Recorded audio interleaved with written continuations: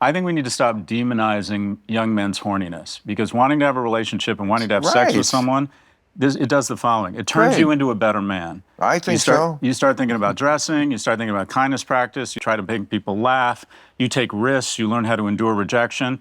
And something I just fucking hate is the incel movement. Guess what? 99% of us for 99% of history have been involuntarily celibate. Welcome to the fucking work week. Right. It is hard. No, And the notion that you get some sort of credibility or hall pass and just back up and say, oh, it's women are being unfair or unreasonable. Women have been unfair and unreasonable for thousands of years, and that's why every subsequent generation is taller and smarter. They're choosier than we are. And young men today... Wait, that's so interesting. Just say that again. I want to remember that. That's why we're taller and smarter, because the chicks have been weeding out the losers.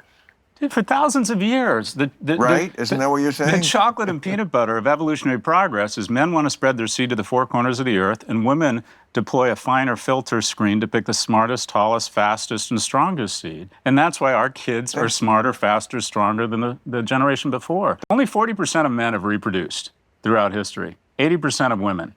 In the West, it's 75% of men. So men have more agency now than they've ever had.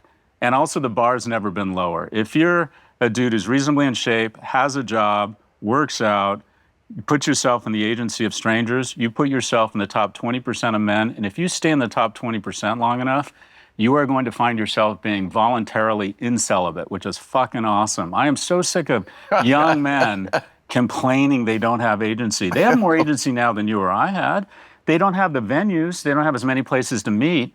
But it is so, the bar has never been lower in my view. More. Are you kidding? They have a fucking menu on their phone that's interminable. Who was in my homeroom class? That's what I had. They have thousands of choices. Am I wrong about that? Well, okay, there's some nuance because unfortunately, while they have thousands of choices, 900 of those choices aren't interested in them. There is a winner take most environment online. As there has always been in human nature. I agree. Look, the involuntarily celibate movement, the incel movement, is an excuse for guys like us where it was hard to give up.